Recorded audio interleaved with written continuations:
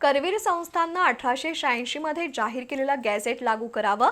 मराठा आणि कुणबी हे दोन्ही समाज एकच असल्याचं मान्य करून मराठा समाजाचा सरसकट ओबीसी मध्ये समावेश करावा आणि मराठा समाजाला कुणबी जातीची प्रमाणपत्र द्यावीत अशा मागण्या मराठा संघटनांच्या वतीनं केल्या आहेत।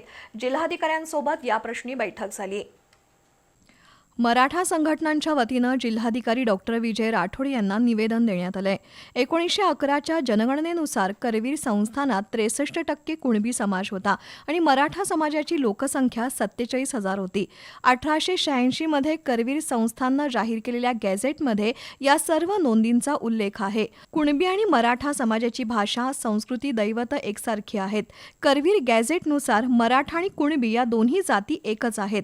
या बाबीचा विचार करून कोल्हापूर गॅझेट तातडीनं लागू करावं आणि मराठा समाजाचा सरसकट ओबीसी मध्ये समावेश करावा अशी मागणी ॲडव्होकेट बाबा इंदुलकर यांनी केली आहे। यावेळी दिलीप देसाई, संजय पवार, विजय देवणे, राजू यादव, इंद्रजित सावंत, अनिल कदम, शैलजा पाटील यांच्यासह कार्यकर्ते उपस्थित होते।